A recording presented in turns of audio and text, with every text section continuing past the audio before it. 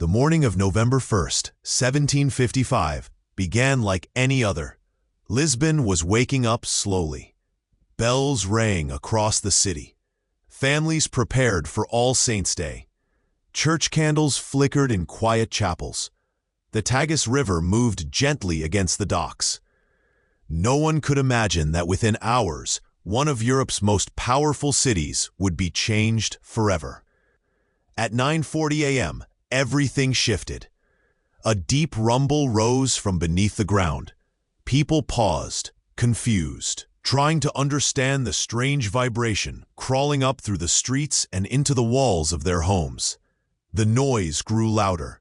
It sounded like something enormous was tearing its way through the earth. Then the shaking began. It started with a violent jolt. Buildings swayed. Tiles slid off rooftops. The ground rolled like a wave. Within seconds, entire streets collapsed. Churches, packed with worshippers for the holy day, broke apart and fell inward.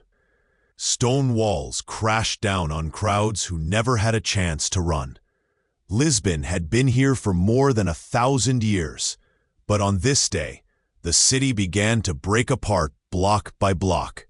3 major shocks struck in quick succession, each one stronger than the last. The first wave of destruction left the city covered in smoke and dust. Fires burst from broken lanterns and overturned stoves. People ran instinctively toward the waterfront, believing the open space by the river would be safer than the narrow streets where everything was falling. But the river did not stay calm for long. Witnesses described something impossible. The water in the Tagus suddenly pulled back. The river drained as if someone had reached down and dragged it toward the ocean. Ships were left sitting on the muddy riverbed, tilted on their sides. Fish flopped helplessly in the pools that remained. Some people, not understanding what was happening, walked toward the exposed river floor, trying to escape the shaking city. Moments later, the water came roaring back. A massive tsunami, triggered by the undersea quake, surged upriver and slammed into Lisbon's harbor. The wall of water lifted entire ships and hurled them into the city streets. It crushed homes and warehouses that had just barely survived the shaking. People who had gathered by the waterfront disappeared beneath the wave. Those on the cliffs above watched in shock as the river rose and swallowed the port. And the disaster was not finished yet. The fires that started during the earthquake grew into a firestorm. Wooden homes, market stalls, churches, and government buildings burned at the same time. With so many streets blocked by rubble, there was no way to stop the spread. The heat became so intense that iron melted. People who had escaped the quake and tsunami now found themselves trapped between walls of fire. Lisbon burned for 5 days. The destruction was so complete that news spread across Europe as quickly as the ships could carry it. Philosophers wrote about it. Monarchs discussed it. Voltaire asked how a disaster so large could exist in a world supposedly governed by divine order. The Lisbon earthquake became one of the most important events of the 18th century, not only because of the scale of the physical damage, but because it changed the way people thought about fate, nature, and the world itself. Modern estimates suggest that between 30,000 and 50,000 people lost their lives that morning. Entire neighborhoods vanished. Libraries, archives, works of art, and churches that had stood for centuries were wiped out. Lisbon had been one of the richest and most influential cities in Europe.